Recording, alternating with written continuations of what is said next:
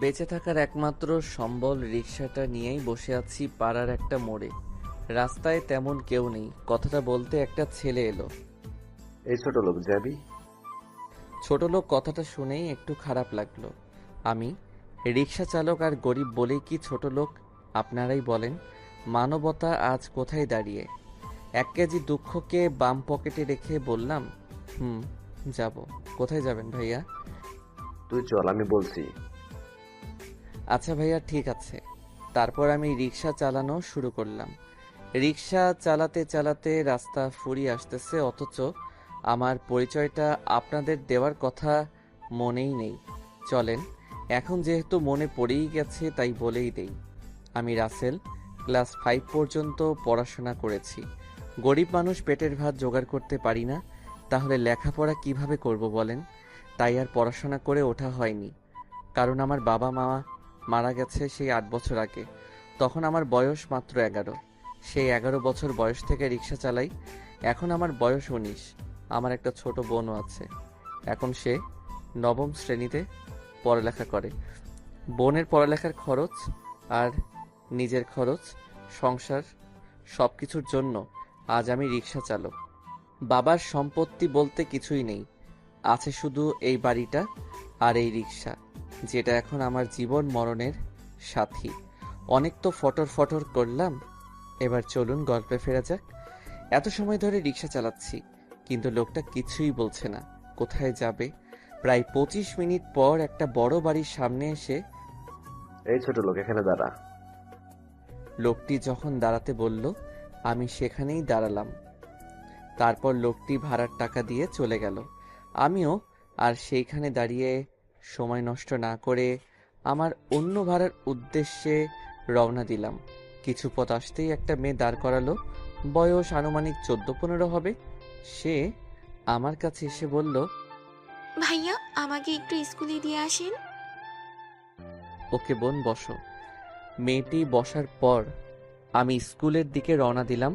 প্রায় 15 মিনিট পর স্কুলে আসলাম। মেয়েটিকে নামিয়ে দিয়ে আবার অন্য ভাড়ার সন্ধানে গেলাম। আস্তে আস্তে দুপুর হয়ে গেল। দুপুর 1:35 আমি বাড়িতে আসলাম। এসে দেখি বোন আমার জন্য অপেক্ষা করছে। ও, আপনাদের তো বলাই হয়নি, আমার বোনের নাম বৃষ্টি। ভাইয়া, আমার পরশু এক্সাম, তাই 1000 টাকা লাগবে, না হলে স্যারেরা এক্সাম হলে ঢুকতে দেবে না। আমি তো রীতিমতো বৃষ্টির মুখে এক্সাম শব্দটা শুনতেই অবাক। এই বৃষ্টি, এই এক্সামটা আবার কি খায় না গায়ে মাখে? আরে গাধা, এক্সাম মানে হলো পরীক্ষা, আর 1000 টাকা না দিলে আমার পরীক্ষার হলে বসতে দিবে না। সেটা বলবি তো আগে। আমি তো মূর্খ একটা মানুষ, এক্সাম মানে বুঝি নাকি? ওই জন্যই কতবার বলেছি আমার কাছে প্রতিদিন পড়তে বসবি, কিন্তু কে শোনে কার কথা। আচ্ছা বাবা, হয়েছে। কালকে যখন রিক্সা নিয়ে বের হব তখন দিয়ে যাব। এখন যা, গোসল করে আয়, ভাত খাবি। অনেক ক্ষুধা লেগেছে তোর, জানি আমি। আচ্ছা যা, তুই ভাত বেড়ে রেডি কর, আমি গোসল করে এখনই আসতেছি। আর গামছাটা দে। তারপর বোন একটা গামছা এনে দিল। আমি চলে গেলাম কলের পাড়ে, ঝটপট গোসলটা সেরে নিলাম। কলপাড়টা আমাদের বাড়ি থেকে একটু দূরে, তাই গোসল করে রাস্তা দিয়ে বাড়ি ফিরছিলাম। তখনই হিয়ার সাথে দেখা। হিয়া হচ্ছে আমার বন্ধু ছোটবেলা থেকেই। এখন অবশ্য তাকে আমি বন্ধু বলি না, কারণ একদিন আমি ওকে নাম ধরে তুই করে ডেকেছিলাম ওর বাড়িতে গিয়ে। আর তুই করে ডাকার কারণে হিয়ার মা আমাকে অনেক কথা শোনায়। তোর মতন মূর্খ অশিক্ষিত একটা ছেলে হয়ে আমার শিক্ষিত মেয়েকে কি না তুই করে বলিস? আরামচাদা, আপনি করে বলবি। সেদিন থেকে আমি আর বন্ধু ভাবি না, আমি ওকে আপনি করেই বলি। হঠাৎ হিয়া আমাকে বলল, ওই রাসেল, কোথায় যাস? বাড়িতে। কথাটা বলেই সেখানে আর এক মুহূর্ত সময় নষ্ট না করে ঝটপট বাড়িতে চলে এলাম। আসলেই হিয়া আমাকে বন্ধু ভাবে, কিন্তু ওর মায়ের কথায় আমি ওকে বন্ধু ভাবলেও প্রকাশ করি না। যাই হোক, বাড়িতে আসার পর শরীরটা গামছা দিয়ে ভালো করে মুছে নিলাম। তারপর রেডি হয়ে খেতে এলাম। বোন, খেতে দে তাড়াতাড়ি, অনেক ক্ষুধা পাইছে। ভাত তো বাড়াই আছে, বস, আমি আসছি। তুই এখনো খাসনি কেন? কতবার বলছি না আমার আসতে দেরি হয়, তুই আগে খেয়ে নিবি। তোকে ছাড়া কখনো খেয়েছি আমি? অভিমান ভরা কণ্ঠে বললাম, আচ্ছা হয়েছে, তাড়াতাড়ি বস, আমি আজ নিজ হাতে তোকে খাইয়ে দেব। তারপর আমি বোনকে আর বোন আমাকে খাইয়ে দিতে লাগলো। দুজনেরই চোখ দিয়ে জল বেরোচ্ছে। আমি মনে মনে ভাবছি, সবার বোনরা কত ভালো ভালো খাবার খায়। হুঁ, আমি এক হতভাগা ভাই, যে কিনা নিজের বোনকে একটু ভালো খাবারও দিতে পারি না। চোখের কোণে জল যেন সরছেই না। ওইদিকে বৃষ্টি ভাবছে, আজকে যদি আমার বাবা মাই পৃথিবীতে থাকতো, তাহলে আমার ভাইও অন্য সবার মতো অনেক পড়াশোনা করতে পারতো, এত কষ্ট করতে হতো না। হে আল্লাহ, এমন কেন করলে আমাদের সাথে? এই পাগলি বোন আমার, কান্না করছিস কেন? না ভাইয়া, এমনি, ও কিছু না, আসলে চোখে পোকা পড়েছে, তাই চোখে পানি। বোন, আমি সব বুঝি। আমি সবার মতো চাকরি করি না, তাই তোকে ভালো খেতেও পড়তে দিতে পারি না। কি করব বল? আমি তো আমার সাধ্য মতো চেষ্টা করি। কান্না করিস না বোন, আমি এবার থেকে আরো 2 ঘন্টা বেশি রিক্সা চালাবো। তবু তোর চোখের জল আমি সহ্য করতে পারবো না। একদম বেশি কথা বলবি না। আমি কি তোকে কখনো বলেছি যে আমি কষ্টে আছি? কখনো বলেছি বল? তা বলিসনি কিন্তু। কোনো কিন্তু নয়, যা তাড়াতাড়ি হাত মুখ ধুয়ে নে। আচ্ছা ঠিক আছে। তারপর হাত মুখ ধুয়ে নিলাম। তারপর একটু বসার পরে আবার রিক্সা নিয়ে বেরিয়ে গেলাম। কিছুক্ষণ যাওয়ার পর একজন বলল, দাদা, এই জায়গায় যাবে? আমি রিক্সাটা তার কাছে থামিয়ে বললাম, যাব। বসবো তো, কিন্তু আমি কিন্তু 40 টাকা দিব। আসলে দাদা, আপনি যেখানে যাবেন সেখানকার ভাড়া তো 50 টাকা। আমি 40 টাকা দিব, যেতে হলে বলেন, না হলে ছাড়েন। না বাবা, বসে থাকার চেয়ে এই 40 টাকার ভাড়া মারলে তাও পকেটে আসবে মনে মনে। আচ্ছা, আমি আপনাকে 40 টাকাই নিয়ে যাব, উঠে বসুন। লোকটি বসার পরে আবার রিক্সা চালানো শুরু করলাম। প্রায় 20 মিনিট পর লোকটার বলা ঠিকানায় এসে পৌঁছালাম। লোকটি রিক্সা থেকে নেমে ভাড়া দিয়ে চলে গেল। আমিও সেখানে দাঁড়িয়ে না থেকে অন্য জায়গায় এসে নতুন প্যাসেঞ্জারের উদ্দেশ্যে দাঁড়িয়ে আছি। হঠাৎ কোথা থেকে যেন হিয়া এলো, এসে বলল, এই তাড়াতাড়ি বাড়িতে চল, দেখছিস না সন্ধ্যা হয়ে এলো। আচ্ছা চলুন। তারপর হিয়াকে নিয়ে বাড়িতে এলাম। আসার সাথে সাথে হিয়া রিক্সা থেকে নেমে আমার পকেটে কিছু টাকা মানে ভাড়া গুজে দিয়ে চলে গেল। আমি মানা করা সত্ত্বেও জোর করেই দিয়ে গেল। আমার বাড়ি আর হিয়ার বাড়ি পাশাপাশি, আগেই বলেছিলাম, তাই আমিও বাড়ি চলে এলাম। ভাইয়া, আজকে সকালেই আসলি? হিয়া কোথায় যেন গিয়েছিল, ওকে নিয়ে আসলাম, তাই আমিও বাড়িতে চলে আসলাম। আসলে আমি তো এমন সময় বাড়ি আসি না, তাই বৃষ্টি উপরে কথা বলল। ভালো করেছিস, এখন যা, গিয়ে হাত মুখ ধুয়ে আয়, নাস্তা খাবি। নাস্তা কই পাইলি? অনেকটা অবাক হয়ে। হিয়া আপু দিয়ে গেছে। আচ্ছা বলে হাত মুখ ধুয়ে এসে নাস্তা খেয়ে টিভি দেখছি। এমন সময় কোথা থেকে জানি হিয়া আসলো, এসেই টিভিটা বন্ধ করে দিল। এই এই, আপনি টিভিটা বন্ধ করলেন কেন? তোর মতো মূর্খকে নিয়ে আর পারি না, তোকে মানুষ করতে হবে। যা তাড়াতাড়ি বই পড়। বৃষ্টি বোন আমার, আদর্শলিপি বইটা নিয়ে আসো তো, তোমার ভাইকে একটু মানুষ করি। আদর্শলিপি? হ্যাঁ, আদর্শলিপি। তোমার মূর্খ ভাইকে আবার প্রথম থেকে সব শেখাতে হবে। কিন্তু আমি তো একটু পড়াশোনা জানি। কত জানিস তা তো আমার জানাই আছে। এই যে ম্যাডাম, আমি মূর্খ না, আমি ক্লাস 5 পর্যন্ত পড়াশোনা করেছি। বাবা, ক্লাস 5 পর্যন্ত পড়েই মনে হচ্ছে বিদ্যাসাগর হয়ে গেছে। আচ্ছা তাহলে অ আ ই ই পড় দেখি। স্বরেও স্বরেয়া রস্যই দীর্ঘই, দেখলেন আমি পড়তে পারি। ভাইয়া, তুই অ পড়তে জানিস? কেন জানবো না? আচ্ছা ভাইয়া, তুই ক খ গ খ পড়তে পারিস? পারি তো, কিন্তু উচ্চারণগুলো করতে পারি না। কেমন কেমন জানি। কারা যে এসব তৈরি করেছিল। উচ্চারণ করতে পারে না, আবার বলছে পড়তে পারে। কি মেয়ে রে বাবা, কথায় কথায় ধমক দেয়। আমি বুঝি ভয় পাই না? ছোট্ট একটা নিরীহ ছেলে আমি। তারপর ওরা দুজনে আমাকে অনেকক্ষণ পড়ালো, আমি অনেক কিছু শিখলাম। এখন রাত 9টা। হিয়া বাড়ি চলে গেল। আমি আর বোন খাওয়া দাওয়া করে ঘুমিয়ে পড়লাম। পরের দিন সকালে বৃষ্টির আগেই আমি ঘুম থেকে উঠে ফ্রেশ হয়ে রিক্সা নিয়ে বেরিয়ে গেলাম। আজকে আর বেশি দাঁড়াতে হলো না। পিছন থেকে কে যেন ডাকছে। আমি পিছনে তাকাতেই তো অবাক, কারণ এ তো হিয়ার বাবা। রিক্সা বড় বাজার চাবি। জামো, আপনি উঠে বসেন। হিয়ার বাবা কোনো কথা না বলেই রিকশায় উঠে বসলো। আমিও নির্দিষ্ট গতিতে রিক্সা চালাতে শুরু করলাম। হঠাৎ কিরে, তোকে আজকাল আমার মেয়ের সাথে বেশি দেখি কেন? ঘটনা কি? না কিছু না তো। হিয়া ম্যাডাম আমাদের বাড়িতে এমনি আসে, আর যখন রিক্সা চালাই তখন আমার সাথে, তো রাস্তায় তাকে দেখবেনই, কারণ রিক্সা করেই তো কোথাও যেতে হয়। সেটা বুঝলাম, কিন্তু যদি খারাপ কোনো মতলব থেকে থাকে তাহলে মন থেকে ঝেড়ে ফেলে দে, না হলে তোর লাশ কেউ নর্দমাতেও খুঁজে পাবে না। এসে গেছে, থাম। আমি মনের মাঝে একটু ভয়ের চিন্তা নিয়েই রিক্সা থামালাম, কারণ তার গন্তব্যস্থলে এসে গেছি। এই নে তোর ভাড়া। স্যার আমার কাছে তো খুচরো নেই, আপনি একটু খুচরো দিন, মাত্র বের হয়েছি, আর আপনি আমার আজকের প্রথম প্যাসেঞ্জার। তোদের মতো ছোট লোকদের নিয়ে এই হয়েছে একটা চালা। এই নে ধর টাকা। স্যার আজ এই ছোট লোকগুলো আছে বলেই আপনারা সুখে শান্তিতে বসবাস করতে পারতেছেন। আমার মতো হাজারো রিক্সাওয়ালা আছে বলেই আপনারা বাইরে চলাচল করতে পারছেন।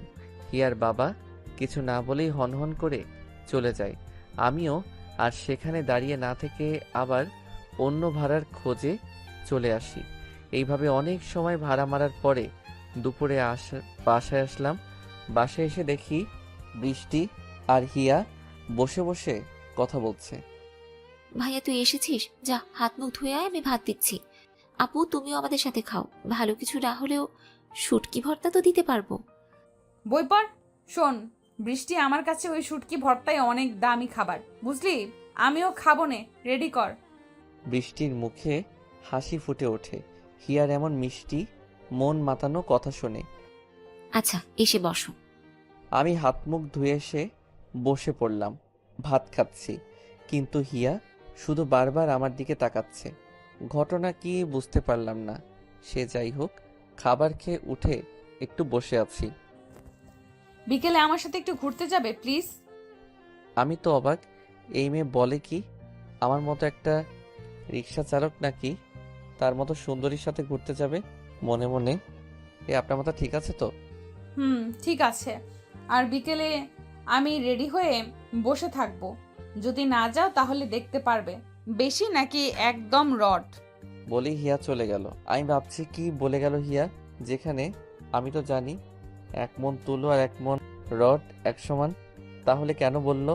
দ্যাট ভেবে কাজ নেই, আমি বরং কাজে যাই। বৃষ্টি আমি গেলাম, তুই দেখে শুনে থাকিস। ভাইয়া সাবধানে যাস, আর সঠিক সময়ে ফিরে আসিস, না হলে এই হিয়া আপুর মায়ের একটাও মাটিতে পড়বে না। জানিস তো সে কতটা রাগী। আচ্ছা তোরা আমাকে এত ভয় দেখাস কেন? আচ্ছা থাক, গেলাম। বলেই আমি চলে আসলাম রিক্সা নিয়ে। কাজ করে আবার বাসায় চলে আসলাম। বাসায় এসে দেখি হিয়া আমাদের বাড়িতে সেজে গুজে বসে আছে, একদম পরী লাগছে। তাড়াতাড়ি রেডি হয়ে চলো। আমি কিছুই বলতে পারলাম না, কারণ যেতে মানা করলেই আমার উপর দিয়ে তুলো আর রডের হিসাবটা করবে, তাই আমি রেডি হয়ে আসলাম। চলো তাড়াতাড়ি। তারপর আমি রিক্সায় করে হিয়াকে নিয়ে আসলাম একটা পার্কে। আচ্ছা এখানে আসলেন কেন বুঝলাম না। তোর কিছু বুঝতেও হবে না, বুদ্ধ একটা। চল ভেতরে যাওয়া যাক। হিয়া আমার হাত ধরে একটা ফাঁকা জায়গায় নিয়ে দাঁড় করালো। এইভাবে দাঁড়িয়ে থাকবে, একটুও নড়বে না বলে দিলাম। আচ্ছা ঠিক আছে। দেখলাম হিয়া তার ভ্যানিটি ব্যাগ থেকে একটা গোলাপ বের করে আমার সামনে হাঁটু গেড়ে। জানি না তোমাকে এই মনে জমা থাকা কথাগুলো কিভাবে বলবো। তোমার সাথে থাকতে থাকতে কখন যে ভালোবেসে ফেলেছি নিজেও জানি না। সেই ছোট্ট থেকেই তোমাকে ভালোবাসি, কিন্তু কখনো বলিনি। আজ বললাম, আই লাভ ইউ। কি মেয়ে রে বাবা, সারা জীবন দেখলাম একটা ছেলে মেয়েকে ভালোবাসার কথা বলে, আর এই মেয়ে নিজেই বলছে মনে মনে। আচ্ছা এই যে বললেন আই লাভ ইউ না কি যেন, এটার মানে কি? বুদ্ধ একটা, আমি কারে ভালোবাসতে গেলাম যে আই লাভ ইউ মানেই বোঝে না? বাবু, আই লাভ ইউ মানে আমি তোমাকে ভালোবাসি। কি? আপনি আমাকে ভালোবাসেন মানে কি? কোথায় আপনি আর কোথায় আমি? এক সামান্য রিক্সাওয়ালা আপনার সাথে আমার যায় না। একটা কথা আমি বুঝি না, আমি তোমাকে চাই চাই, তোমাকে ছাড়া আমি নিজেকে ভাবতে পারি না। দেখেন হিয়া ম্যাডাম, পাগলামো করবেন না। আমার আর আপনার এই প্রেম ভালোবাসা এই সমাজ মেনে নিবে না, আর আপনার বাবা জানতে পারলে তো আমাকে কেটে যমুনায় ভাসিয়ে দিবে। তুমি আমাকে ভালোবাসবে না, সেটাই তো। আমি আপনাকে ভালোবাসতে পারবো না। কেন বুঝতে পারেন না আমার সাথে আপনার যায় না? তখনই হিয়া একটা চাকু বের করে ব্যাগ থেকে। এই আপনি এটা কেন বের করতেছেন? তুমি যদি কাউকে ভালো না বাসো তাহলে এই চাকু দিয়ে নিজেকে শেষ করে দিব। তোমাকে যদি না পাই তাহলে এই জীবন রেখেই বা কি লাভ? আমি 1 থেকে 3 পর্যন্ত গুনবো, এর ভেতরে যদি ভালোবাসি না বলো তো নিজেকে শেষ করে দিব। হিয়া তার গলায় চাকু ধরে রেখেছে। কি জ্বালা, আপনারাই বলেন। আমার সাথে কি ওর মিলে? আমি যে ওকে পছন্দ করি না সেটা না, আমিও ওকে খুব ভালোবাসি, কিন্তু আমাদের এই ভালোবাসা কেউ মেনে নিবে না। এ কেন বোঝে না? 2 জোরে বললাম। এক কথায় খেলো। তুমি যখন গভীর মন দিয়ে কিছু একটা চিন্তা করতেছিলাম তখন 1 বলা শেষ হয়েছে। 3 বলার আগে আমি ওকে টান দিয়ে বুকে টেনে নিলাম। আমিও তোমাকে খুব ভালোবাসি, কিন্তু বলতে পারিনি। আর একটু দেরি করলেই তো আমি গেছিলাম আল্লাহর কাছে। এমন পাগলামি কেন করো? যদি তোমার কিছু হয়ে যেত তখন আমি কি নিয়ে বাঁচতাম? আমার জান পাখি থাকতে আমার কিছুই হবে না।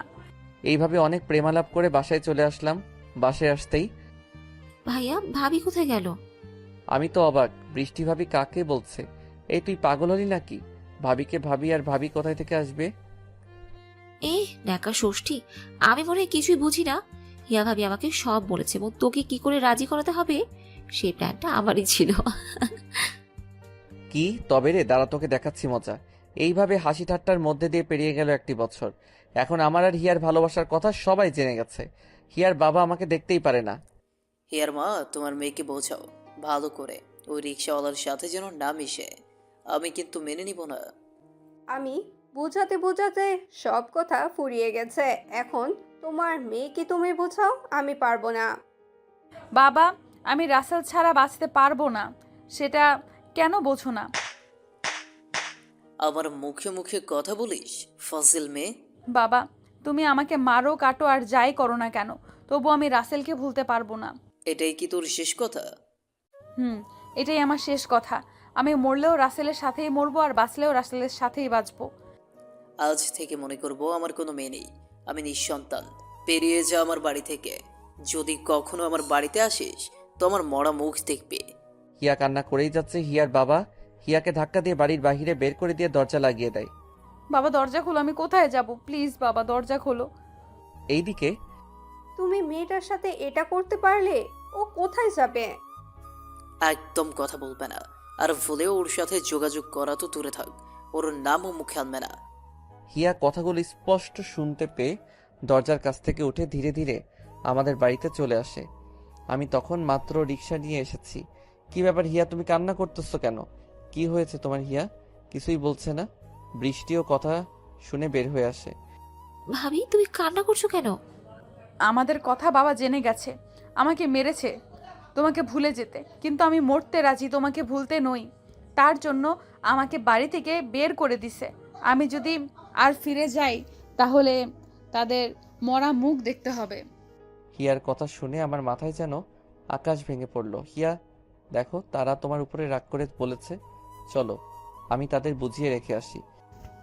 তুমি আমাকে এক্ষুনি বিয়ে করবে। কি বলছো এইসব? তোমার মাথা ঠিক আছে? বুঝেছি, সব ছেলেরাই এইরকমই, ভালোবাসবে ঠিকই কিন্তু বিয়ের করার কথা বললেই মেয়ের মাথা পাগল হয়ে গেছে। আচ্ছা, ভালো থেকো। ভাইয়া, কি হবে এখন? কোথায় যাচ্ছ তুমি? কোথায় যাব? এই জীবন রাখার তো কোনো উপায় নেই। হিয়া চলো কাজী অফিসে, আমি এখনই তোমাকে বিয়ে করব। হিয়ার মুখে হাসির রেখা ফুটে ওঠে। আমি আর হিয়া কাজী অফিসে গিয়ে বিয়ের কাজ সম্পূর্ণ করে বাসায় আসলাম। ভাইয়া, তোর এখানে বস, আমি আসছি। একটু পরে বৃষ্টি হাতে করে একটু চিনি এনে আমাকে আর হিয়াকে খাওয়াই দিল। কি করবে, ঘরে তো আর মিষ্টি নেই। বৃষ্টি, তোমার চোখে জল কেন? ভাবি, ওই দিন যদি আমি তোমাকে বুদ্ধি না দিতাম তাহলে তোমার জীবনে এমন অন্ধকার নেমে আসতো না। আরে পাগলি, কে বলেছে আমার জীবনে অন্ধকার? তুমি আর তোমার ভাই আমার জীবনে এলইডি লাইটের মতো, বুঝেছো? কখনোই অন্ধকার মনে হবে না। বৃষ্টি হিয়াকে জড়িয়ে ধরে কান্না করে দেয়। হিয়া বৃষ্টিকে অনেক কিছু বলে শান্ত করে। ভাইয়া, তুই তো প্রতিদিন বারান্দায় থাকিস, আমি রুমে থাকি। আমি বলি কি, তুই ভাবিকে নিয়ে রুমে থাক, আমি বারান্দায় থাকি। বৃষ্টির কথা শুনে আমার চোখ দিয়ে পানি চলে আসে। আজ আমার মা বাবা থাকলে হয়তো এইভাবে কথা বলতো। বইন, তুই ভাবলি কি করে আমার কলিজাকে বারান্দায় রেখে আমি রুমে থাকবো? এতটা পাষাণ হৃদয়ের মানুষ তোর ভাই না। তাহলে এখন কি হবে? একটাই রুম ঘরে। বৃষ্টি, তুমি আমাকে কি মনে করেছো? আমার একটুখানি খুশির জন্য তোমাকে দূরে ঠেলে দেব? এমন স্বার্থপর নই আমি। ভাবি, বোঝার চেষ্টা করো, আজকে তোমাদের বাসর রাত, আর এই রাত একটা নারীর জীবনে একবারই আসে। বৃষ্টি শোনো, বাসর রাত হয়তো জীবনে একবার আসে, কিন্তু স্বামী স্ত্রী চাইলে তাদের প্রতিটি রাত বাসর রাত হয়ে ওঠে। বুঝেছো? আমি আর তুমি ভেতরে থাকবো, আর তোমার মূর্খ ভাইকে বারান্দায়। কি আমাকে মূর্খ বলে অপমান করা হচ্ছে, তাই না? তুমি জানো না এখন আমি নিজের নাম পুরো লিখতে পারি? এই কথা শুনে হিয়া আর বৃষ্টি হাসতে শুরু করে। বৃষ্টি, শুনেছো? তোমার ভাই নিজের নাম পুরো লিখতে পেরে নিজেকে শিক্ষিত মনে করতেছে। ভাবি, আজ থেকে আমার আর তোমার মিশন এই গাধাটাকে মানুষ করে তোলা। ঠিক বলেছো। আগে কিছু করতে পারিনি, এখন না পারলে চামড়া তুলে নেব। এইভাবে অনেক কথা বলে রাতে ঘুমিয়ে পড়ি। আজকে আমার বাসর রাত কিভাবে কাটলো সেটা আপনাদের কিন্তু অজানা নয়।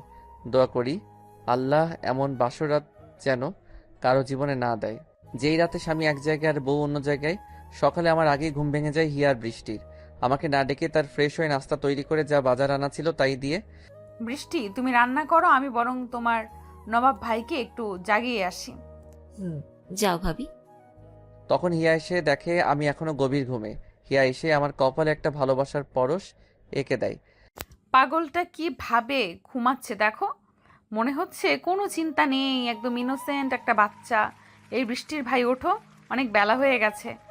আমি হিয়ার ডাক শুনে একটু একটু করে চোখ মিলে দেখি হিয়া আমার সামনে দাঁড়িয়ে আছে। কি বলেন আপনারা? হিয়ার সাথে একটু মজা করাই যাক। হাজার হলেও একটা মাত্র আদরের বউ আমার। আমি হিয়ার হাত ধরে টান দিলাম, সোজা হিয়া আমার উপর এসে পড়ল। এই, তোমার মনে কি শয়তানি বুদ্ধি উদয় হলো নাকি? সকাল সকাল কি শুরু করেছো? এমন কারো কোনো রাতে তো আমার প্রাপ্য আদর থেকে দূরে রেখেছিলে, এখন তো একটু আদর দাও। আমি হিয়ার মুখের দিকে মুখ নিতে নিতে বললাম, এই একদম দুষ্টুমি না। বৃষ্টি যখন তখন আসতে পারে।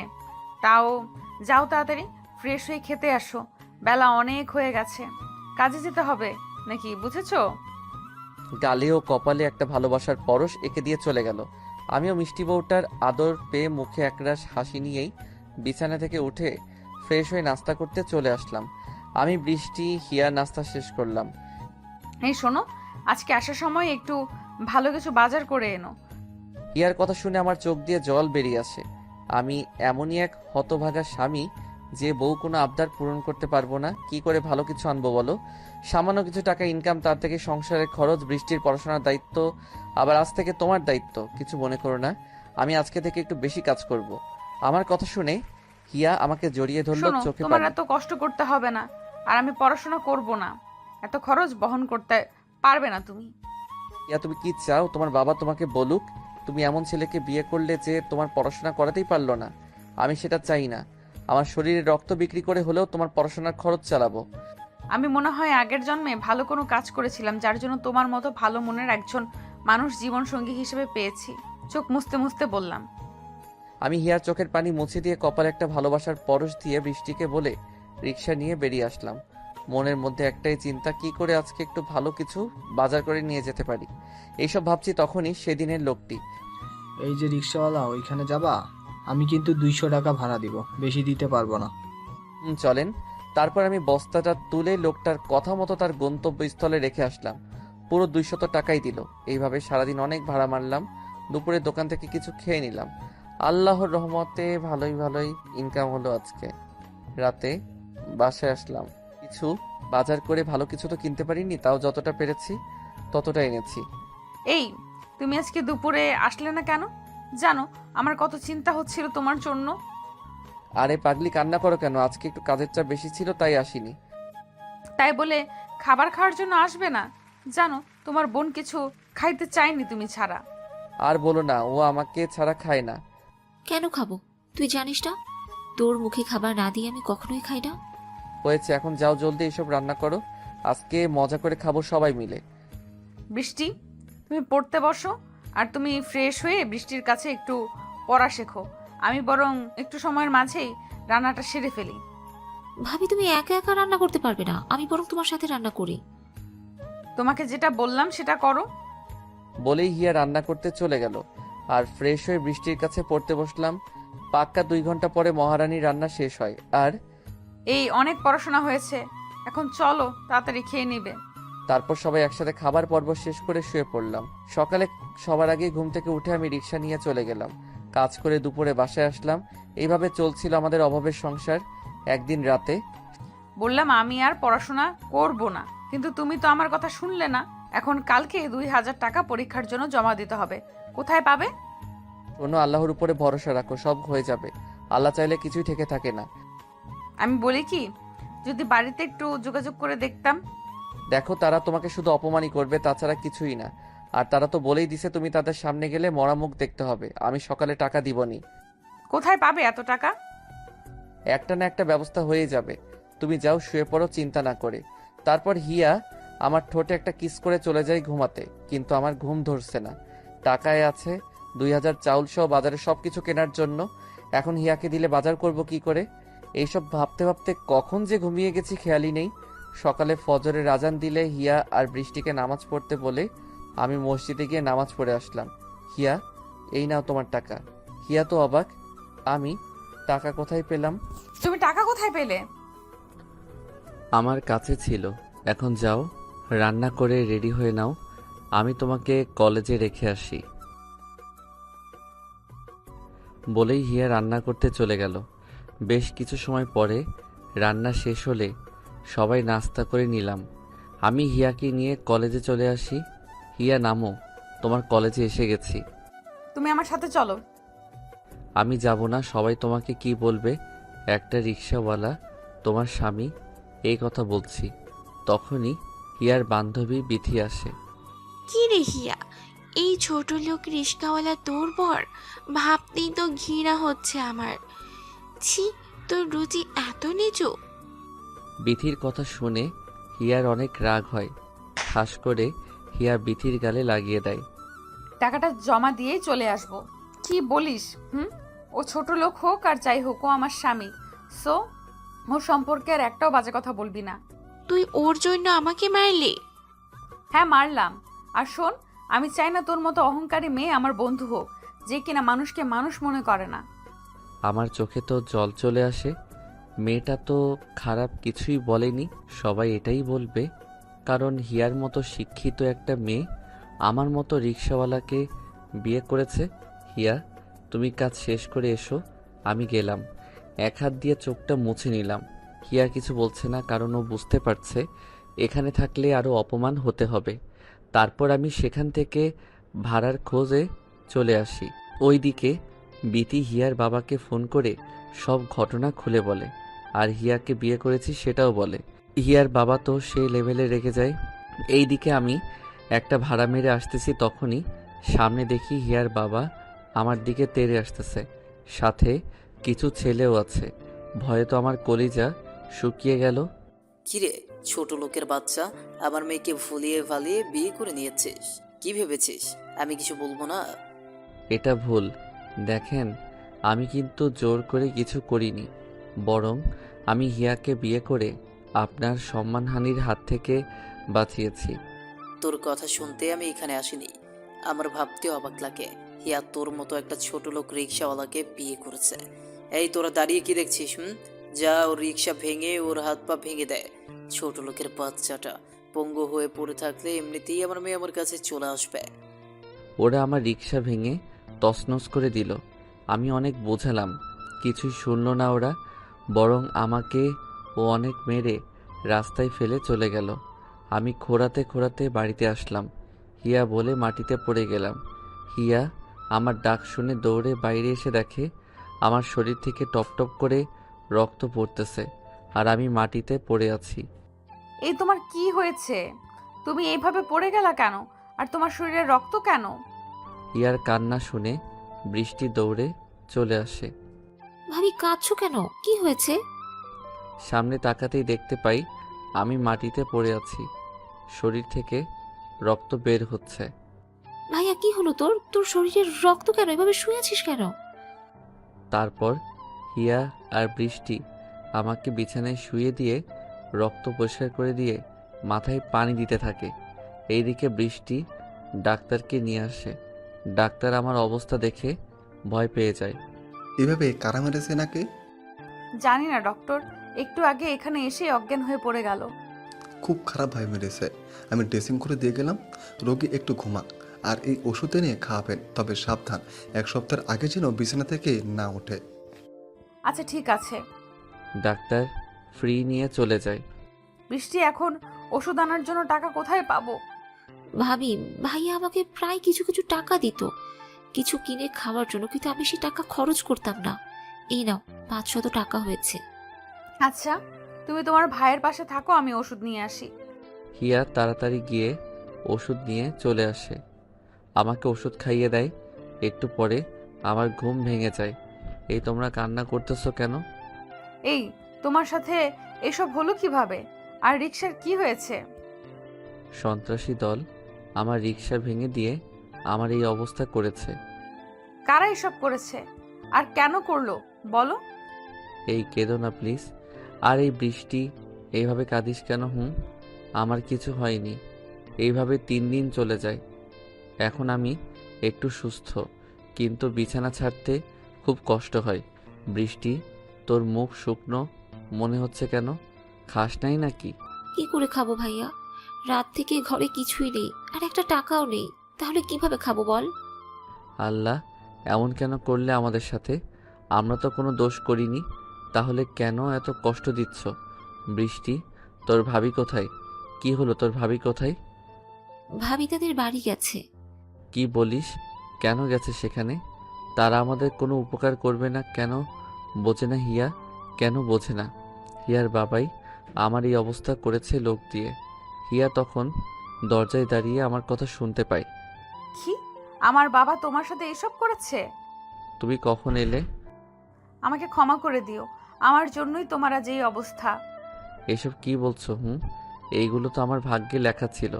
তা তুমি নাকি তোমাদের বাড়িতে গেছিলা? হুম।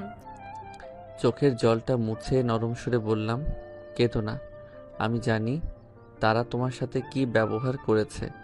আল্লাহর উপর আস্থা রাখো, সব ঠিক হবে। কি ব্যাপার, উঠছো কেন তুমি? দেখি খাবারের যদি কোনো ব্যবস্থা করতে পারি। দেখছো না বৃষ্টির মুখটা শুকিয়ে গেছে? ভাইয়া, তোর কোথাও যেতে হবে না, তুই আরো অসুস্থ হয়ে পড়বি। তাহলে কি আমি এইভাবে শুয়ে শুয়ে তোদের কষ্ট দেখব? বল। তোমার কিচ্ছু করতে হবে না। আমার স্কলারশিপের টাকা দিয়েই এই চেন আর দুল বানিয়েছিলাম। এটা বিক্রি করে যা পাবো সেটা দিয়েই কিছুদিন চলে যাবে। না, তোমার জিনিস বিক্রি করতে হবে না, ওটা তোমার শখের জিনিস। না খেয়ে ধীরে ধীরে মৃত্যুর দুয়ারে পৌঁছে যাচ্ছি, আর তুমি শখ নিয়ে পড়ে আছো। হিয়া আর কোনো কথা না শুনেই চলে যায়। আমার চোখে যে আজ বাধা মানছে না, এমনই এক হতভাগা স্বামী আমি। ছি, ধিক্কার জানাই এই জিন্দেগিকে। কিছু সময় পরে হিয়া বাজারেও ওষুধ নিয়ে চলে আসে। এইভাবে চলে যায় আরও 3 দিন। এখন আমি সুস্থ, কিন্তু কাজ করার মতো শক্তি এখনো আসেনি। এইদিকে হিয়ার গহনা বিক্রির টাকাও শেষ। এখন কিভাবে চলবো? সব কিছু তো শেষ হয়ে গেছে। এখন থেকে এক মুঠ চাউলও হাড়িতে নেই। আমি যে দেখি কিছু একটা ব্যবস্থা করতে পারি নাকি। হ, তুমি এই দুর্বল শরীর নিয়ে রাস্তায় গিয়ে একটা অ্যাক্সিডেন্ট করে বসো, তখন ভালো হবে। তাহলে এখন কি হবে সেইটা বলো। এইভাবে তোমাদের কষ্ট দেখতে আর আমার ভালো লাগছে না। কি করব কিছুই বুঝতে পারছি না। 5টা টিউশনি নিয়েছি, সেখান থেকে অগ্রিম টাকা আনা শেষ। আমি বলি কি, এইভাবে তোমাদের কষ্ট দেখার থেকে আমাকে একটু বিষ এনে দাও, খেয়ে মরে যাই। তাহলে আর কষ্ট দেখতেও হবে না, আর কষ্ট পেতেও হবে না। তুমি না হয় বিষ খেয়ে মারা যাবা, কিন্তু আমাদের কি হবে বলো? খুব তো বলতে, আল্লাহর উপর ভরসা করো, আজ নিজেই ভেঙে পড়েছো। শোনো, আল্লাহ আমাদের জন্য কোনো না কোনো একটা রাস্তা ঠিকই রেখেছে বেঁচে থাকার জন্য। এসব বলতেছে আর ঘরের পুরাতন সব কিছু গোছাচ্ছে। ঠিক তখনই একটা বড় মাটির পাত্র দেখতে পাই, যার মুখ আটকানো। আচ্ছা, এখানে এটা পাত্রের মতো মুখ আটকানো, এটা কি? ওইটা তুমি ধরবে না বলে দিলাম। বৃষ্টি, তোমার ভাই এটা ধরতে মানা করতেছে। কি এমন আছে যে আমি ধরতে পারবো না শুনি? ভাবি, আমি যখন ক্লাস 1-এ পড়ি তখন থেকেই দেখি ভাইয়া ওই হাড়িতে প্রতিদিন কাজ থেকে এসে টাকা জমা রাখে, কিন্তু আমাকেও ধরতে দেয়নি। কি বলো এসব? হুম, বৃষ্টি ঠিকই বলেছে। আমি বৃষ্টির বিয়ের জন্য টাকা জমা করি। জানি কয় টাকা হয়েছে। আচ্ছা, ওইটা ভেঙে দেখি যদি আমাদের খাবারের কিছু ব্যবস্থা করা যায় টাকা দিয়ে। না, মোটেও না। ওই টাকা আমি বৃষ্টির বিয়ের জন্য জমা করতেছি। ওইটা ভাঙা যাবে না। চুপ থাকো, পেটে ভাত নেই আর পড়ে আছে বিয়ে নিয়ে। বেঁচে থাকলে টাকার জোগাড় হয়েই যাবে, আগে তো খেয়ে বাঁচো, বুঝলে? তখন হিয়া বৃষ্টিকে সাথে করে মাটি থেকে ওই হাঁড়িটা তুলে ভেঙে অবাক হয়ে যায়। কেননা শুধু শুধু টাকা আর টাকা। 5 টাকা থেকে শুরু করে 1000 টাকার নোটে ভরা। এত টাকা? ভাবি গুনে দেখি কত টাকা আছে। হিয়ার আর বৃষ্টি আস্তে আস্তে পাক্কা 4 ঘন্টা সময় ব্যয় করে টাকা গণনার কার্য শেষ করে। ওই হিয়া কত টাকা হলো? মনে হয় 10,000 হয়েছে, তাই না? কি বললো তুমি? এখানে টাকা আছে 10,50,105 টাকা। টাকার পরিমাণ শুনে তো আমার হার্ট অ্যাটাক হওয়ার মতো অবস্থা। এত টাকা! বাবারে বাবা! এত টাকা থাকতে আমরা না খেয়ে দিন কাটাচ্ছি, ভাবা যায়? এই শোনো, এই টাকা দিয়ে কি করা যায়? হ্যাঁ, তাই তো। এই টাকা দিয়ে কি করা যায় সেটা তো ভাবার বিষয়। তবে তোমরাও ভাবো, এমন কিছু করতে হবে যার মাধ্যমে আল্লাহর রহমতে আমাদের কষ্টের দিন শেষ হয়। তুমি ঠিকই বলেছো। আমার মাথায় একটা আইডিয়া এসেছে, যদি অনুমতি দাও তো বলবো। বোন আমার, জলদি বল, তোর কথাটা আগে শুনি। আমিও ভাবি দুজনেই তোর সেলাই মেশিনের কাজ জানি। জানি তো, কিন্তু সেটা দিয়ে কি হবে? হিয়া, আগে তো বৃষ্টির কথা শেষ করতে দাও, তাহলে তো বুঝতে পারবে ও ঠিক কি বলতে চায়। দেখো, সিনেমায় দেখেছি আমাদের বিখ্যাত অভিনেত্রী শাবানা পারভিন কিন্তু সেলাই মেশিন দিয়ে তার ভাগ্য পরিবর্তন করেছিল। আমরা না হয় আল্লাহর রহমতে সেই কাজ করে নিজেদের ভাগ্যকে পরিবর্তন করার জন্য কাজ করব। তুই কথা একেবারেই ফেলে দেওয়ার মতো বলিস নাই। তাহলে আমি বলি কি, 10টা সেলাই মেশিন কিনে আনো, আমি বৃষ্টি কাজ করব, পরে এখানের অনেক মেয়ে আমাদের কাজ দেখে কাজ করতে আগ্রহী হবে, আর তুমি ঘুরে ঘুরে কাপড়ের অর্ডার আনবে। হ্যাঁ, ঠিক বলেছ। এইভাবে আমরা কাজ করতে শুরু করলাম। আমি লোকের দাঁড়ে দাঁড়ে ঘুরে কাপড় বানানোর অর্ডার নিয়ে আসি, আর হিয়ারা কাজ করে। ও, আপনাদের তো বলা হয়নি, এখন হিয়া আর বৃষ্টি বাদে আরও 5 জন মেয়ে কাজ করে। একদিন রাস্তা দিয়ে আসতেছি, ঠিক তখনই দেখতে পাই সামনে এক লোক কি নিয়ে যেন কথা কাটাকাটি করতেছে। তাই আমি সেখানে এগিয়ে যাই। আচ্ছা, আপনারা রাস্তায় দাঁড়িয়ে এভাবে ঝগড়া করতেছেন কেন? আমার কথা শুনে কোট প্যান্ট পরা লোকটা, মানে মানিক, বলে, আর বইলো না, এই লোকের কাছে আমি 300 পিস জামা বানাইতে দিচ্ছি, কিন্তু সে কিছুতেই বানাইয়ে দিচ্ছে না, শুধু ঘোরাচ্ছে আমাকে। ও আচ্ছা, দেখেন, তার মনে হয় কোনো সমস্যা হয়েছে, তাই আপনার কাপড়গুলা বানিয়ে দিতে সমস্যা হচ্ছে। সমস্যা হলে সেটা আগেই বলতে পারতো। এখন আমার 7 দিনের ভিতরে এই জামাগুলো চাই, না হলে আমার কপালে খারাপ আসছে। আচ্ছা, আমি বলি কি, আমিও এইভাবে অর্ডার নিয়ে পোশাক বানানো কাজ করে থাকি। যদি আপনি একটু ভেবে দেখতেন। তুমি কাজ সেলাইয়ের কাজ করো নাকি? আমি তো করি না, আমার বাসায় কাজ করার লোক আছে, নতুন শুরু করেছি। আচ্ছা, দেখো তো এই ডিজাইনে কাজ করতে পারো নাকি। যদি পারো তাহলে তোমাকে 1000 পিস কাপড়ের অর্ডার দিব। ডিজাইন দেখে তো আমি অবাক, কেননা হিয়ারাতে আমাকে এইরকম ডিজাইনে কাপড় বানাবে বলেছিল। হ্যাঁ, আমি এই কাজ করতে পারবো। আর যদি কাজ ভালো দেখাতে পারো তাহলে আরও বেশি বেশি কাজ আমি তোমাকে এনে দিব। আমি তোমাকে প্রতিটা ড্রেসের জন্য 520 টাকা করে দিব। তাহলে 1000 পিসের মজুরি আসে 5,20,000 টাকা।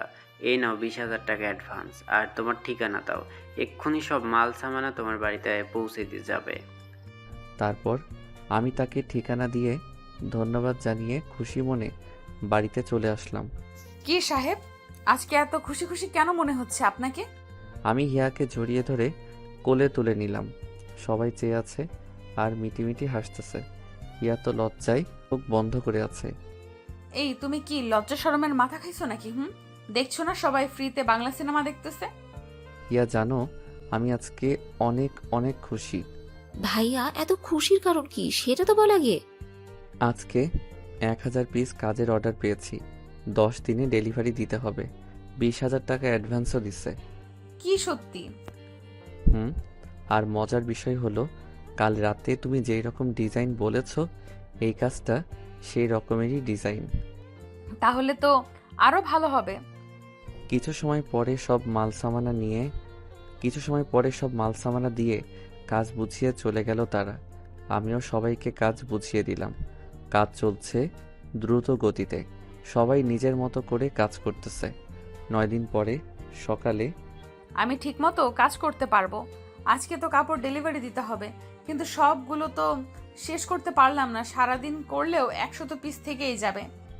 আরে তুই কোনো চিন্তা করিও না, আজকে সবাই যদি একটু বেশি কাজ করে তাহলে সব হয়ে যাবে। মন দিয়ে কাজ করো। ভাইয়া ঠিক বলেছে ভাবি, আমরা কিছু সময় বেশি কাজ করলে সব শেষ করতে পারবো।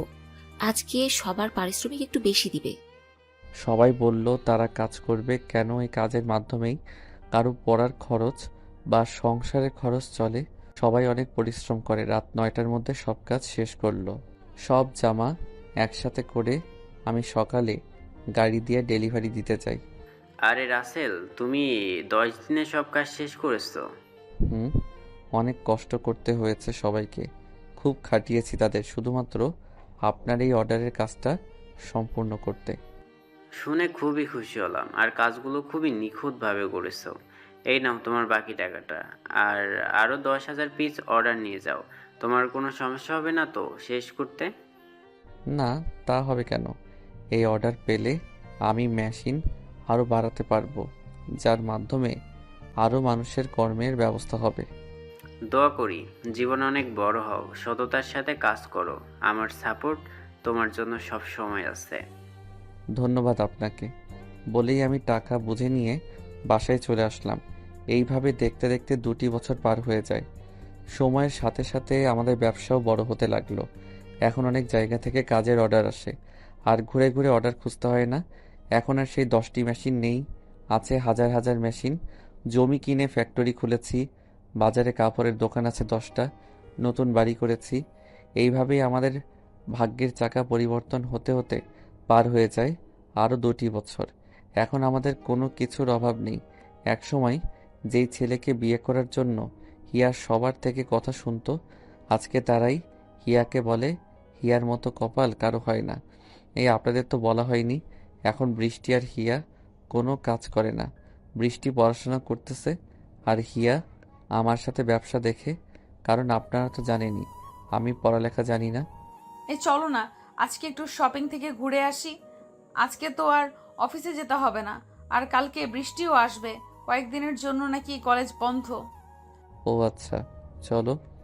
তুমি রেডি হয়ে আসো, আমি গাড়িতে বসে আছি, কেমন? যথা আজ্ঞা মহারাজা। তারপরে আমি গিয়ে বাড়িতে বসে হিয়ার জন্য অপেক্ষা করতে লাগলাম। জানেনই তো পরীক্ষা কত সময় শেষ হবে সেটা বলা সম্ভব, কিন্তু একটা মেয়ের সাজতে কত সময় লাগবে সেটা বলে শুধু মুশকিল না, বরং না মুমকিনও বটে। অনেকটা সময় পরে দেখতে পারলাম আমার সামনে একটা কালো পরী আসলো। বুঝলেন না তো? চলেন বুঝিয়ে বলি। হিয়া কালো কালারের শাড়ি পরেছে, যাতে হিয়াকে পরীর থেকে কোনো অংশে কম মনে হচ্ছে না। এইভাবে কি দেখো? আমার বুঝি লজ্জা করে না? ওরে মারে, বলে কি? তোমার লজ্জাও করে? আগে তো কখনো তুমি লজ্জা পেয়েছো দেখি নাই, আজকে হঠাৎ লজ্জা কিসের জন্য?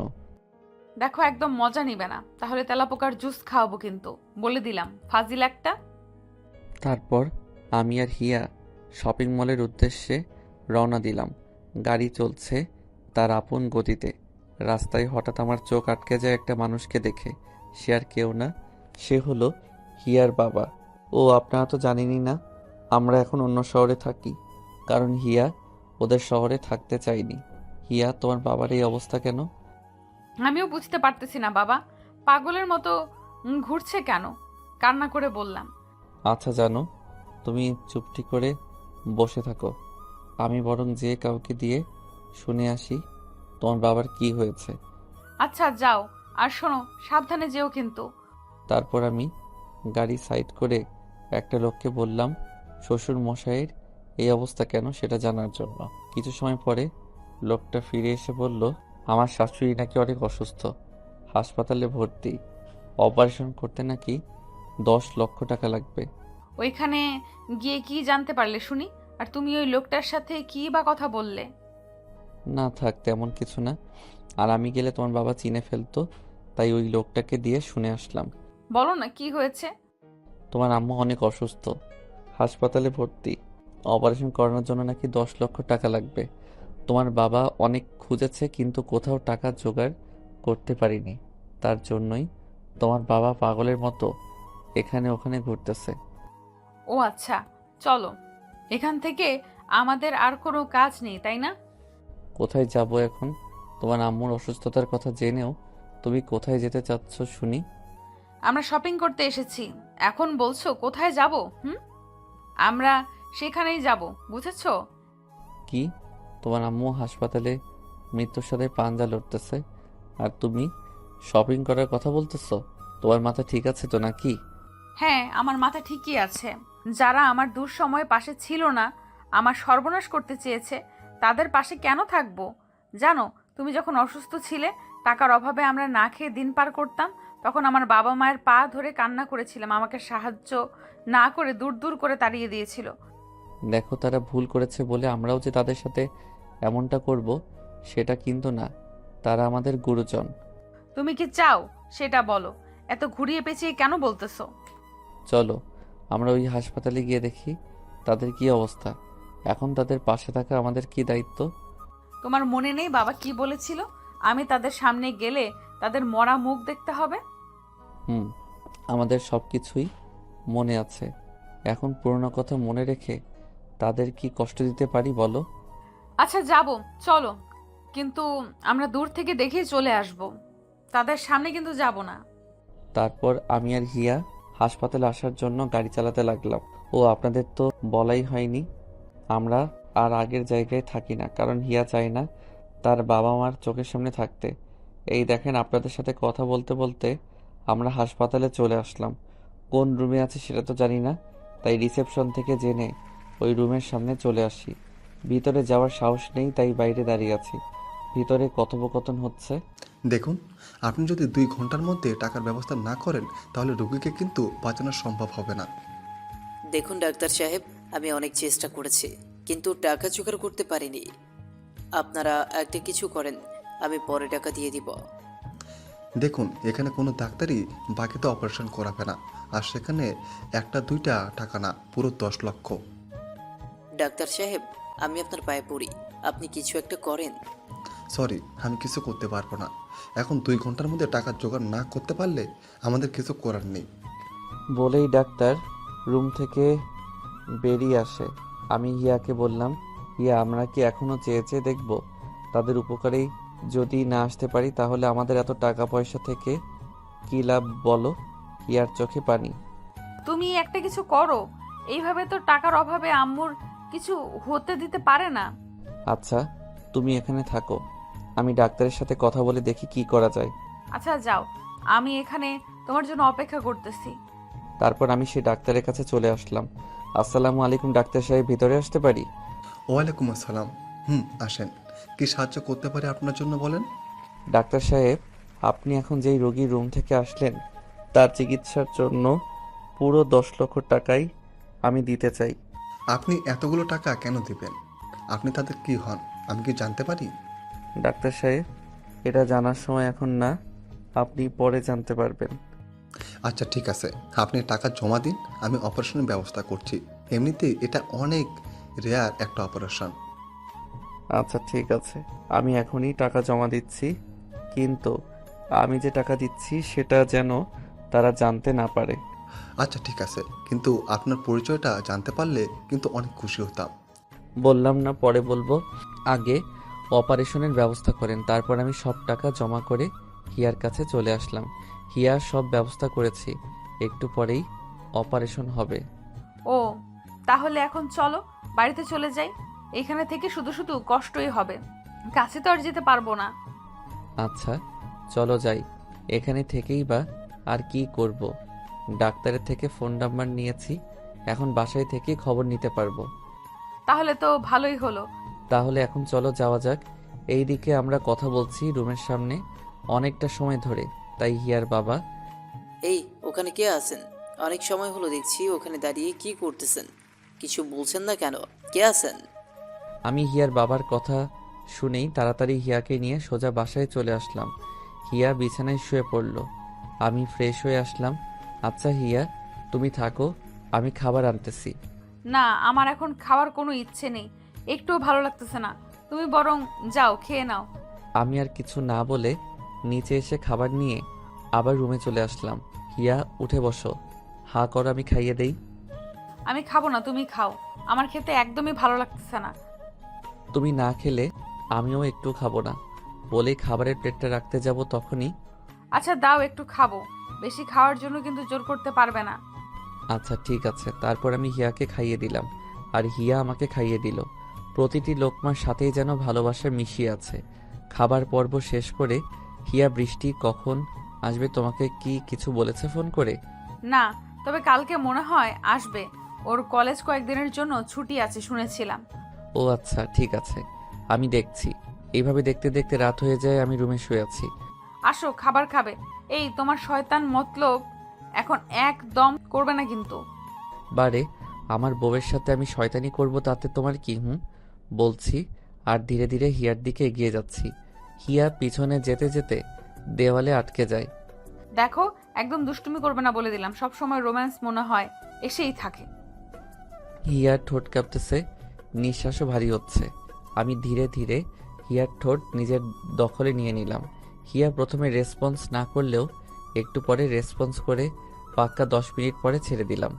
আমাকে কি মেরে ফেলার পরিকল্পনা নিছো নাকি? আর একটু হলে তো দম বন্ধ হয়ে আসতো। বাবারে বাবা, হাঁপিয়ে হাঁপিয়ে বললাম। হা হা হা, ওই আমার না মন ভরেনি। আবার একটু দাও না গো লক্ষ্মী সোনা বউ আমার। বুঝেছি, তোমার জন্য ইঁদুরের স্যুপ, টিকটিকি দিয়ে সবজির সাথে ভাজি আর তেলাপোকার জুস খাওয়াতে হবে, না হলে দুষ্টুমি যাবে না। ছি ছি, এইসব খাবারের রেসিপি তুমি কোথায় পাইছো? শুনেই আমার ঘৃণা আসতেছে। তাড়াতাড়ি আসো, খাবার ঠান্ডা হয়ে যাবে। তারপর আমি আর হিয়া নিচে চলে আসলাম। আমি খাবার নিয়ে নাড়াচাড়া করতেছি, কিন্তু একটু খাচ্ছি না সেটা হিয়া খেয়াল করে। ওই, তোমার কি ভূতে ধরলো নাকি? খাবার না খেয়ে এইভাবে বসে বসে খাবার নাড়াচাড়া কেন করতেছো? আমার না খেতে মন চাচ্ছে না, কেন জানি। আচ্ছা তুমি খাও, অভিমান ভরা কণ্ঠে বললাম। শোনো, বললেই তো পারো আমার হাতে খেতে চাও, তা না করে এমন করছো কেন? বুঝতেই যখন পারছো তখন না খাইয়ে দিয়ে বসে আছো কেন? তারপর হিয়া আমাকে তুলে খাওয়াই দেয় আর আমিও হিয়াকে খাওয়াই দিলাম। খাবার পর্ব শেষ করে এসে ঘুমিয়ে পড়লাম। সকালে হিয়ার ডাকে ঘুম ভাঙে। কি ব্যাপার মহারাজা, আজকে এখনো যে ঘুম থেকে যে উঠেছেন? অফিসে কখন যাবেন? উঠো তাড়াতাড়ি, আর ডাক্তারকে ফোন করে আম্মুর অবস্থা জানো, না হলে ইঁদুরের স্যুপ তোমার জন্য সকালের নাস্তা। ছি ছি, কী সব বলো, শুনেই ঘৃণা করে। তারপর আমি ঘুম থেকে উঠে ফ্রেশ হয়ে ডাক্তারকে ফোন দিলাম। রিং হচ্ছে। হ্যালো ডাক্তার সাহেব, কেমন আছেন? ভালো আছি। আপনি কেমন আছেন? আমিও ভালো আছি। তা অপারেশন কি ভালোভাবেই হয়েছে? আর রোগীর অবস্থা এখন কেমন? অপারেশন খুবই ভালো হয়েছে। আর রোগী এখন সুস্থ, কিছুদিন রেস্ট নিলেই সুস্থ হয়ে যাবে। আচ্ছা ঠিক আছে, আমি আসবনি আপনার সাথে দেখা করতে। বলেই ফোন রেখে নাস্তা করতে চলে আসলাম। হিয়া আম্মু এখন সুস্থ আছে, আর সপ্তাহখানেক রেস্ট নিলেই সব ঠিক হয়ে যাবে। ও আচ্ছা, এখন আসো, তাড়াতাড়ি নাস্তা করে নাও, অফিসের দেরি হয়ে যাচ্ছে। তারপর নাস্তা শেষ করে আমি আর হিয়া রেডি হয়ে অফিসে যাওয়ার জন্য বের হয়েছি। তখনই ভাইয়া আমি আসলাম, আর তোরা বাড়ি থেকে চলে যাচ্ছিস? আরে বৃষ্টি, কেমন আছো? আর আমরা অফিসে যাচ্ছিলাম। আমি ভালো আছি ভাবি, তোমরা কেমন আছো? ওই শাকচুন্নি তোর ফোনে কতবার কল দিলাম, শুধু একটা কথা ছাড়া কিছু বলে না। আপনি যেই নাম্বারে কল করেছেন সেই নাম্বারটা এখন বন্ধ আছে, কৃপয়া একটু পরে আবার চেষ্টা করুন, ধন্যবাদ। ভাই আমার ফোনে চার্জ নেই, তাই ডেড হয়ে গেছে। আচ্ছা, বৃষ্টি যখন আসলো তখন হিয়া তুমি অফিসে যাইও না, আমি বরং অফিস থেকে ঘুরে আসি। যাও, আর কোনো সমস্যা হলে অবশ্যই আমাকে জানাবে, আমি সমস্যার সমাধান করে দিব। আচ্ছা ঠিক আছে, বৃষ্টি থাক, আমি একটু পরেই আসতেছি। বলেই আমি গাড়ি নিয়ে চলে আসলাম। এই ড্রাইভার, এদিকে কোথায় যাচ্ছ? অফিস তো এই দিকেই, আর আমি তো ঠিক রাস্তায় যাচ্ছি। আরে আমি হাসপাতালে যাব, তুমি হাসপাতালের দিকে যাও। তবে তোমার ম্যাডাম যেন জানতে না পারে যে আমি হাসপাতালে এসেছি। আচ্ছা স্যার, আমি বলবো না, আপনি কোনো চিন্তা করিয়েন না। তারপর আমি হাসপাতালে চলে আসলাম। এসেই ডাক্তারের রুমে গেলাম। আরে রাতেল সাহেব যে, কি অবস্থা? ভালো। আর এখন রোগীর অবস্থা কেমন? ভালো। আচ্ছা, আপনি রোগীর কি হন সেটা বলেন, না শুনলে যে আমার রাতে ঘুম হবেই না। হা হা হা, শুনতেই হবে। তাহলে না শুনলে হয় না ডাক্তার সাহেব? শুনতেই হবে। আপনি যদি বলেন তাহলে অনেক খুশি হব। আচ্ছা শোনেন, আমি হলাম ওনার মেয়ের জামাই। তারপর সব কিছু খুলে বললাম। আপনি দয়া করে বলবেন না আমি তাদের টাকা দিয়েছি। কি বলেন? এত জঘন্য কাজ কেউ করতে পারে ভাবতে তোমার ঘৃণা লাগে। আচ্ছা ঠিক আছে, বলবো না। আর ডাক্তার সাহেব, এই টাকাগুলো আমার শ্বশুরের হাতে দিবেন। যদি জিজ্ঞেস করে টাকা কে দিয়েছে, তখন আমি কি বলবো? আর বলবেন তাদের অতি পরিচিত কেউ দিয়েছে। আচ্ছা থাকেন, আমি অফিসে যাব তো দেরি হয়ে যাচ্ছে। বলেই আমি চলে আসলাম অফিসে। এইদিকে ডাক্তার সাহেব শাশুড়ির রুমে আসে। শাশুড়ির অবস্থা সব পর্যবেক্ষণ করে। আচ্ছা, এতদিন হলো আপনারা এই হাসপাতালে আছেন, তবুও কেউ দেখতে আসলো না কেন? হিয়ার বাবা একরাশ হতাশা নিয়ে বলল, আমাদের এই পৃথিবীতে কেউ নেই। একটা মেয়ে ছিল, কিন্তু আমাদের সাথে থাকে না। কেন, সে কি বিদেশে থাকে নাকি? না, কি করেছে বলি? আচ্ছা শোনেন। তারপর হিয়ার বাবা সম্পূর্ণ ঘটনা খুলে বলে। আর সেটা শুনে ডাক্তার তো চরম রেগে যায়। জি, আপনি এত খারাপ সেটা তো আগে জানতাম না। মেয়ের সংসার ভাঙার জন্য এত কিছু করছেন। আমরা তখন সব কিছু না বুঝে করেছি, কিন্তু যখন ভুলটা বুঝতে পারলাম তখন তারা কোথায় থাকে সেটা জানি না। এই নিন, এখানে কিছু টাকা আছে, আপনাদের পরিচিত কেউ দিতে বলেছে। এই টাকা আমাদের আবার কে দিল? তাকে আমি চিনি না, তবে যে অপারেশনের সব খরচ দিয়েছে সে এই টাকা দিয়েছে। থাকেন, আপনাদের সাথে কথা বলার ইচ্ছা নাই। বলেই ডাক্তার চলে যায়। আর হিয়ার বাবা ভাবতে থাকে, তাহলে কি টাকা রাসেল দিচ্ছে? না, সে কি করে এত টাকা পাবে? শুনেছি ও এখন ব্যবসা করে, কিন্তু এত টাকা না, সম্ভব না। তাহলে কে দিল? এইদিকে আমি অফিসে চলে আসি। গেট দিয়ে ভিতরে ঢুকতেছি, তখনই ম্যানেজার রহিম। আসসালামু আলাইকুম স্যার, আজকে একা যে, ম্যাডাম কোথায়? ও, আমার বোন এসেছে, তাই আজকে তোমার ম্যাডাম আসেনি। আমি একটু পরে চলে যাব। চলো একটু কাজ দেখি। চলেন স্যার, আমি আপনাকে সব ঘুরে ঘুরে দেখাচ্ছি। তারপর আমি রহিমের সাথে ঘুরে ঘুরে সব কাজ দেখে অফিসে জমে থাকা কিছু কাজ করে রহিমকে সব বুঝে দিয়ে বাসায় চলে আসলাম। কি করতেছিস বৃষ্টি? ভাইয়া দেখেছো আমি টিভি দেখছি, তাও জিজ্ঞেস করলে যে? করতে পারি না বুঝি? আর আমার মহারানী কোথায় রে, দেখছি না যে? ভাবি তো রান্না করে কাজ করছে, যে দেখো যাও, আমি টিভি দেখবো। আমি টিভি রিমোটটা নিয়ে দৌড় লাগালাম রান্নাঘরের দিকে। ভাইয়া ভালো হচ্ছে না কিন্তু। ভাবি দেখো, ভাইয়া টিভি রিমোট নিয়ে গেছে। এই তুমি কি দেখছো? এই বৃষ্টি টিভি দেখছে, তাও তুমি রিমোট নিয়ে আসলা কেন? কি আর করব, মজা করার জন্য কিছু পাচ্ছিলাম না, তাই এটা দিয়ে শুরু করলাম। তা আমার বউটা কি করে গো? দেখছো না আমি রান্না করতেছি, তোমার চোখ কি আমার কাছে রেখেছো নাকি? তুমি জানো না আমি তোমার চোখে দুনিয়া দেখি। দেখো, এখন একটুও দুষ্টুমি করবে না। বৃষ্টি বাইরে চিল্লাচিল্লি করতেছে, রিমোট দিয়ে আসো যাও। আমি হিয়ার গালে একটা কিস দিয়েই দৌড়ে বৃষ্টির কাছে চলে আসলাম। রিমোট দিয়ে রুমে আসলাম ফ্রেশ হওয়ার জন্য। আস্তে পাগল একটা, সব সময় শুধু রোম্যান্স আর রোম্যান্স। বুঝি না এত রোম্যান্স আসে কোথা থেকে। এই বৃষ্টি, তোমার ভাইকে ডাকো, ভাত খাবে। ডাকতে হবে না, আমি তো এসেই গেছি তুমি মনে করার আগেই। আরে বা, আজকে ডাকার আগেই বান্দা হাজির, क्या बात है। তা মিস বাংলাদেশ, এখন কি কি রান্না করেছো শুনি? গন্ধ শুকেই তো পেট ভরে যাচ্ছে, না জানি খেতে কতটা টেস্ট হবে। তোমার জন্য ব্যাং দিয়ে সবজির সাথে ভাজি আর কেঁচো দিয়ে নুডলস, আরও আছে টিকটিকির স্যুপ। কি সব বলো? আমার তো এখনই বমি আসতেছে। ছি ছি, আজব সব রেসিপি তুমি পাও কোথায়? ভাবি এইসব কি খাবারের রেসিপি? খুব সুস্বাদু মনে হয়। খুব সুস্বাদু। তুমি কি একটু খাবে নাকি? তাহলে একদিন রেসিপিটা বানাবো। না ভাই না, আমি এসব খাবো না। ছি ছি, শুনেই তো গা ঘিন ঘিন করছে। তারপর হাসি ঠাট্টার মাধ্যমেই খাবার পর্ব শেষ করলাম। এইভাবে চলে যায় 2 মাস। আমি সোফায় হিয়া কোলে মাথা রেখে শুয়ে আছি, আর হিয়ার আমার চুলে বিলি কেটে দিচ্ছে। খুব ভালো লাগতেছে। তখন এই সুখের মাঝে বিরক্ত করার জন্য আমার ফোনটা বেজে ওঠে। ওই, তোমার ফোন বেজেই চলেছে, রিসিভ করে দেখো কে ফোন করলো। বেচারা ফোন দিয়ে হয়রান হয়েই যাচ্ছে। আমি ফোনটা হাতে নিয়ে দেখি ম্যানেজার রহিম চাচা ফোন করেছে। হ্যালো রহিম চাচা। স্যার, আমি যেই কারণে আমি ফোন দিয়েছি। হ্যাঁ বলেন, কি বলতে ফোন করেছেন? আমি একটা কাজে বিজি ছিলাম যে আপনি বিরক্ত করলেন। সরি স্যার, বিরক্ত না করে পারলাম না। আমাদের যে ইংল্যান্ডের একটা প্রজেক্ট পাওয়ার কথা ছিল, সেই মালিক এসেছে আপনার সাথে কথা বলতে। ও আচ্ছা, আমার এই ছোট্ট মাথায় ইংরেজিতে কিছু ধরে না, তাই আপনার ম্যাডামকে দিচ্ছি, সেই সব বুঝে নিবনি। আচ্ছা স্যার। এই নিন কথা বলেন, ম্যাডাম লাইনে আছে। তারপর হিয়া অনেক সময় কথা বলে ফোন রেখে দেয়। হিয়া, কি বললেন উনি? ইংরেজিতে বোঝাবো নাকি হিন্দিতে, কোনটা বলো? আজ ইংরেজি পারি না বলে আমার সাথে মজা করতেছো তাই না? ভালোই। এই জানো, রাগ করতেছো কেন? আমি তো তোমার সাথে মজা করতেছিলাম।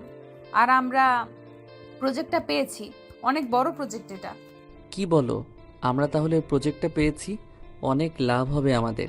তাহলে রহিম চাচাকে বুঝিয়ে দিতে হবে কিভাবে কাজটা করবে। বোঝাতে হবে, আর শ্রমিকদের বেতন বাড়িয়ে কাজ করতে হবে, তাহলে তারা কাজে আগ্রহী হবে। বলেই আমার কপালে একটা চুমু দিয়ে রুমে চলে যায়। আমি রহিম চাচাকে ফোন দিলাম। হ্যালো। হ্যাঁ স্যার, বলেন। শোনেন, এই কাজটা আমরা পেয়েছি, তাই আমাদের খুবই মন দিয়ে কাজ করতে হবে। তারপর ভালোভাবে বুঝিয়ে কল কেটে দিলাম। রাতে খাবার সময় এই হিয়া, আমার না ছোট বাবুদের সাথে খেলা করতে মন চায়, অভিমানী সুরে।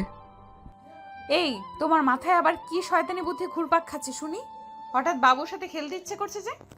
দেখো না, এই বাড়িতে যদি একটা বেবি থাকতো তাহলে কতটা ভালো হতো। আমারও তো ইচ্ছা হয় ছেলে মেয়ের সাথে খেলা করতে। এখন কোনো বাচ্চা নিব না, আরো কিছুদিন যাক, তারপরে বেবি নিব। তার আগে বলেছো তো নাক ভেঙে দিব। আচ্ছা বলবো না, কি আর করা, মন খারাপ করে বললাম। এই বাবুটা রাগ করেছে বুঝি। আসো আমি তোমাকে খাইয়ে দিই, হা করো আর শোনো, একদম আমার আঙুলে কামড় দিবে না বলে দিলাম।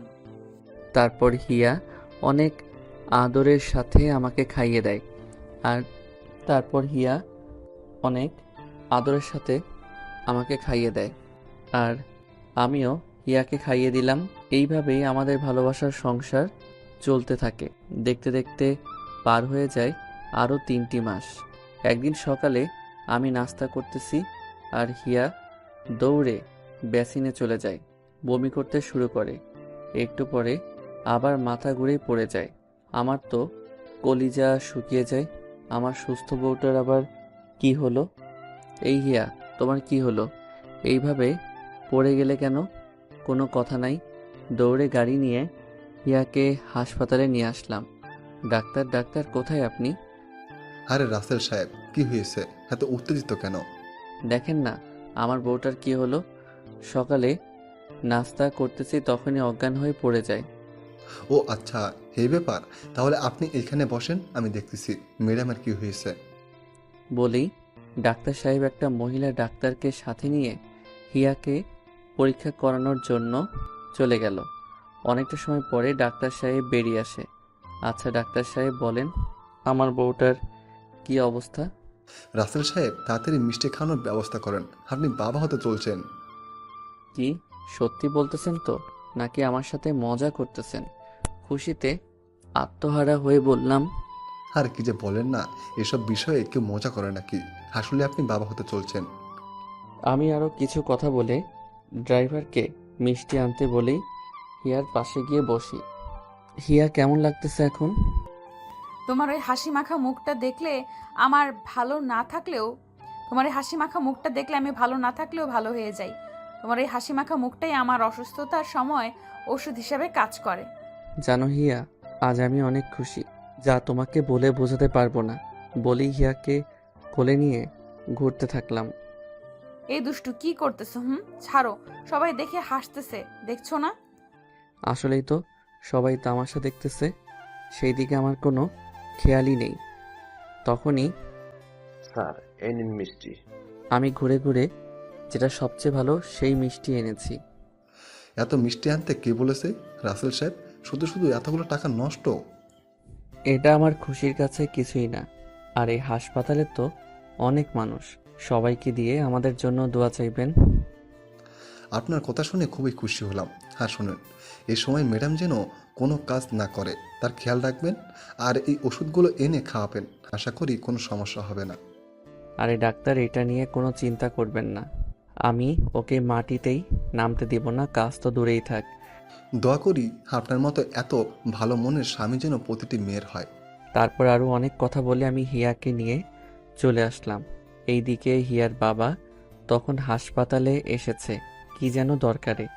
আমি আর ডাক্তার যে কথা বলছিলাম সেটা দেখেই আমাদের দিকে আসে, কিন্তু এসে ধরতে পারে না, গাড়ি ছেড়ে দিয়েছে। তাই মন খারাপ করে ডাক্তারের কাছে যাই। কি খবর? আর এমনভাবে হাঁপাচ্ছেন কেন? সেসব পরে আগে বলেন, একটু আগে যে একটা সাহেব আপনার সাথে কথা বললো, আপনি কি তাকে চেনেন? কেন চিনব না? সে তো এই দেশে নামকরা বিজনেসম্যান। এখানে এসেছিল তার স্ত্রীকে নিয়ে। কি আমার মেয়ের জামাই এত বড় লোক? আচ্ছা, কি হয়েছে তার? রাসেল সাহেবের স্ত্রী মা হতে চলেছে, তাই এখানে এনেছিল পরীক্ষা করার জন্য। কিন্তু কোনো সমস্যা নেই, একদম ভালো আছে। আর তারা দুজনেই খুবই ভালো মনের মানুষ। ডাক্তার সাহেব, জানেন ওই সাহেব আমার মেয়ের জামাই। আমি তাদের কতদিন হলো খুঁজে, একটা নজর দেখে মরার আগে ক্ষমা চাওয়ার জন্য, কিন্তু সেটা মনে হয় আমার কপালে নেই। এখন পেয়েও ধরতে পারলাম না। আপনি কি তাদের ঠিকানা জানেন? তাদের ঠিকানাতে কি করবেন? আবার কিছু করার পরিকল্পনা করতেছেন নাকি? দয়া করে এইভাবে বলবেন না। আমি তাদের থেকে ক্ষমা চাইতে চাই। প্লিজ, তাদের ঠিকানা জানলে একটু বলেন। তখন ডাক্তার বুঝতে পারে আসলেই হিয়ার বাবা যা করেছে তা নিয়ে অনুতপ্ত। তাই ডাক্তার যা যা জানে সবটাই খুলে বলে। এটা শুনে তো হিয়ার বাবা কেঁদেই ফেলে। আমি তাদের ক্ষতি করার জন্য এত কিছু করেছি, আর তারা ঠিকই সেসব মনে না রেখে আমার বিপদে সাহায্য করেছে। আমি তো বাবা নামের কলঙ্ক।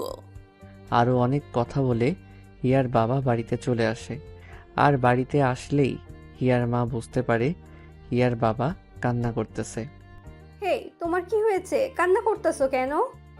হিয়ার বাবা হিয়ার মাকে জড়িয়ে ধরে আরও জোরে কান্না করে দেয়। আরে এভাবে কান্না কেন করতেছো? একটু খুলে বলো কি হয়েছে। জানো, আজকে রাসেল আর হিয়াকে দেখেছি হাসপাতালে। আমার মেয়ের কি হয়েছে? তারা হাসপাতালে কেন এসেছে? আগে তো সব কথা শুনবে, তাই না? তার আগের কথা বলতে শুরু করো, তাহলে কি ঠিকভাবে কথা বলা যায় বলো? তারপর হাসপাতালের সব ঘটনা খুলে বলে, যেটা শুনে হিয়ার মাও কান্না করে দেয়। ওই চলো না, আমরা হিয়ার কাছে যাই। দেখবে আমাদের দেখলে একটুও রাগ করতে পারবে না। চলো, আমাদের দেখলেই সব ভুলে যাবে। আর আমরা যা করেছি তাতে আমাদের উপর রাগ করাটাই স্বাভাবিক। তারপর তারা আমাদের বাড়ির দিকে রওনা দেয়। অনেকটা সময় পরে আমার বাড়িতে এসে পৌঁছে যায়। দেখছো ইয়ার মা, কত বড় বাড়ি! এত সুন্দর বাড়ি আমি কখনোই দেখি নাই। অনেক বড় বাড়ি। বাইরে থেকে যত সুন্দর না জানি ভিতরে আরো কত সুন্দর। এইদিকে আমি সোফায় বসে পেপার পড়তেছি আর হিয়া রুমে শুয়ে আছে। তখনই বাড়ির কলিং বেলটা বেজে ওঠে। আমি গিয়ে দরজা খুলে অবাক হয়ে দাঁড়িয়ে থাকি, কেননা আমার সামনে স্বয়ং আমার শ্বশুর শাশুড়ি দাঁড়িয়ে। আমি তাদের পা ধরে সালাম করলাম, কেমন আছেন? আর আসতে কোনো সমস্যা হয়নি তো? বাবা, আমাদের ক্ষমা করে দাও, না বুঝে তোমাদের উপরে অনেক অত্যাচার করেছে। হ্যাঁ বাবা, আমাদের ক্ষমা করে দাও। আর আমার মেয়ে কোথায়? আমরা কি আপনাদের উপর রাগ করতে পারি বলেন? আপনারা আমাদের গুরুজন। আসেন, বসেন, আপনারা অনেক ক্লান্ত। হিয়া, হিয়া শুনছো? শুনতে পারতেছি তো, কি হয়েছে বলো? এভাবে ডাকাডাকি করো কেন? দেখে যাও কারা এসেছে, তাড়াতাড়ি আসো। আচ্ছা, তুমি তাদেরকে বসতে দাও, আমি আসতেছি। কি জানি এখন আবার কারা আসলো। একটু পরে হিয়া নিচে এসে দেখতে পাই তার বাবা মা সোফায় বসে আমার সাথে কথা বলতেছে। যেটা দেখে হিয়া অনেক রেগে যায়। এরা আমার বাসায় কেন? কে বাড়ির ভেতরে ঢুকতে দিছে এদের? হিয়ার বাবা মা তো হিয়ার কথা শুনে অবাক। কি বলছে এইগুলো? এই হিয়া কি বলছো এটা? এরা তোমার বাবা মা, তাদের সাথে এইভাবে কথা বলে? তারা আমার বাবা মা বলতেও ঘৃণা লাগে, আর তারা সম্মান পাওয়ার যোগ্য না। মনে আছে তোমার সাথে কি কি করেছিল? মারে, এভাবে বলিস না, আমাদের ক্ষমা করে দে। মানছি আমি তোদের সাথে অনেক অন্যায় করেছি। হিয়া ক্ষমা করে দাও। দেখো এরা যা করেছে তাদের জায়গায় আমরা থাকলেও কিন্তু সেটাই করতাম। আর তুমি উত্তেজিত হইও না, বেবির ক্ষতি হবে। মারে, আর কত অভিমান করবি বল? দয়া করে মরার আগে ক্ষমা করে দে আমাদের। একবার তো মরতে মরতে বেঁচে গেছি তোদের টাকার কারণে। রাসেল যদি সাহায্য না করতো তাহলে হয়তো এতদিন কবেই আল্লাহর কাছে পৌঁছে যেতাম। হয়তো আল্লাহ চেয়েছে তোদের সাথে দেখা হয়ে ক্ষমা চেয়ে নিতে পারি। হিয়া মরার কথা শুনে আর অভিমান করে থাকতে পারে না। দৌড়ে গিয়ে ওর বাবা মাকে জড়িয়ে ধরে কান্না করে দেয়। মারে, কান্না করিস না। আচ্ছা, বৃষ্টি মামনিকে তো দেখতে পারছি না। বৃষ্টি তো পড়াশোনার জন্য আমাদের সাথে সাথে থাকে না, অন্য জায়গায় থাকে। আজকে আসবে। এইভাবে কথাবার্তার মাধ্যমেই পার হয়ে যায় 7 মাস। এখন হিয়ার পেট অনেকটাই বড় হয়েছে, হাঁটতে হাঁটতে অনেক কষ্ট হয়। আমি তো চোখের আড়াল হতেই দেই না। সাথে শ্বশুর শাশুড়ি আর বৃষ্টি তো আছেই। একদিন সবাই বসে সকালের নাস্তা করতেছি, তখন দেখি হিয়া রান্নাঘর থেকে খাবার আনতেছে। হিয়া, আমাদের বাড়িতে কি মানুষের অভাব পড়েছে যে তোমার এই অবস্থায় কাজ করতে হবে? নাকি তুমি চাও না সুস্থ থাকতে? কোনটা? এতে কোনো সমস্যা হবে না, তাও কেন এমন করতেছো? তুমি জানো যে কোনো সমস্যা হবে না, তোমার যা ইচ্ছা করো, আমি কিছুই বলবো না। বৃষ্টি, সব কাজের লোককে সরিয়ে দে। ইয়া তো আছেই কাজ করার জন্য, তাহলে হুদাই টাকা নষ্ট করে কি হবে? বলে আমি রুমে চলে আসি। ভাবি, তুমি জানোই ভাইয়া তোমাকে কাজ করতে দিতে চায় না। তোমার যেন কোনো কষ্ট না হয় তার জন্য এতগুলো লোক রাখা। তাও তুমি কেন এটা আনতে গেলে? ও মা, বাবাজি তো ঠিকই বলেছে। আর এই সময়ে তোর ভারী কোনো কাজ করা যাবে না। আমার তো কাজ না করলে ভালো লাগে না। বসে বসে কি থাকা যায় বলো? এইভাবে দেখতে দেখতে হিয়ার ডেলিভারির সময় হয়ে যায়। একদিন রাতে সবাই খাবার খাচ্ছি, তখনই হিয়া চিৎকার দিয়ে ফ্লোরে পড়ে যায়। ভাইয়া, ভাবি অজ্ঞান হয়ে পড়ে গেছে, তাড়াতাড়ি হাসপাতালে নিতে হবে। আমার চোখ থেকে তো জল সরছেই না, অনবরত পড়েই যাচ্ছে। তারপর তাড়াতাড়ি করে হিয়াকে গাড়িতে তুলে হাসপাতালের দিকে রওনা দেই। হিয়ার জ্ঞান ফিরে আসে, চিৎকার করতে থাকে, কিন্তু আজকে পথ যেন শেষ হচ্ছেই না। দেখতে দেখতে অবশেষে হাসপাতালে পৌঁছে গেলাম। ডাক্তার, ডাক্তার, কোথায় আপনি? আমার চিৎকার শুনে সবাই দৌড়ে চলে আসে। রাসেল সাহেব, এভাবে চিৎকার করেন কেন? কি হয়েছে? ডাক্তার দেখেন হিয়া কেমন করতেছে, তাড়াতাড়ি কিছু একটা করেন। তারপর ডাক্তার হিয়াকে নিয়ে যায় পরীক্ষা করার জন্য। পরীক্ষা শেষ করে ডাক্তার বলে, দেখুন, আপনার স্ত্রীর যে অবস্থা এখন, তাতে সিজার করাতে হবে, না হলে অনেক বড় ক্ষতি হবে। যা করলে ভালো হবে সেটা করেন, কিন্তু আমার স্ত্রীর যেন কোনো ক্ষতি না হয় বলে দিলাম। কিছুই হবে না, আল্লাহর উপর ভরসা রাখেন। আপনি পেপারে সই করেন, আমি এখনই কাজ শুরু করব। রোগীর অবস্থা খুবই খারাপ। আচ্ছা, আপনি কাজ শুরু করেন, আমি সই করে দিচ্ছি। সই করার সময় হাত কাঁপতেছিল। হিয়া আমার হাত ধরে রেখেছে, চোখ দিয়ে পানি ঝরছে অঝরে। আমি তোমাকে ছেড়ে যাব না, প্লিজ ডাক্তারকে বলো আমি যাব না তাদের সাথে। যদি আমার কিছু হয় তাহলে তোমাকে কে দেখবে? হিয়া, কিছু হবে না, আর আমি আছি তো নাকি? তুমি দেখবে একটু পরেই সব ঠিক হয়ে যাবে। মারে, কান্না করিস না, কিচ্ছুই হবে না। আমরা তো আছি, তাই না? কিন্তু হিয়া কিছুতেই যেতে চাচ্ছে না অপারেশন রুমে। হিয়া, পাগলামো করো না, এমনিতেই তোমার অবস্থা ভালো না। তাড়িয়ে দিচ্ছ তাই না? আমি কি তোমাকে খুবই বিরক্ত করি বলো? আর একটু তোমাকে জ্বালাবো না, তবু এদের সাথে আমাকে যেতে বলিও না। সবার চোখেই পানি, এমনকি আমি শুনেছি ডাক্তাররা নাকি অপারেশন করতে কাঁদে না। আর সে ডাক্তারের চোখে এখন পানি হিয়ার কাহিনী দেখে। ডাক্তার সাহেব, আপনি ওকে নিয়ে যান। অন্যদিকে মুখ করে বললাম, কেননা আমি হিয়ার দিকে তাকাতে পারছিলাম না। হিয়াকে নিয়ে গেল আমার হাত থেকে ছাড়িয়ে। যখন হিয়ার থেকে আমার হাত ছেড়ে গেল, ভাইয়া, এইভাবে ভেঙে পড়লে চলবে না। দেখবি কিচ্ছু হবে না, আল্লাহর উপরে ভরসা রাখ, সব ঠিক হয়ে যাবে। তখন মনে হলো আমার কলিজাটাই বের হয়ে গেল। রে বলেই আমি বৃষ্টিকে ধরে কান্না করে দিলাম। আজ যেন চোখের পানি কোনো বাধা মানছেই না। আল্লাহ মেয়েদের এই কষ্টটা কেন দেয়, এটা যে সহ্য করার মতো না। আমি হিয়ার চোখে দেখেছি কতটা কষ্ট হচ্ছিল। ওর কাছে মনে হচ্ছিল হয়তো মৃত্যু যন্ত্রণা ও এই যন্ত্রণার থেকে কম।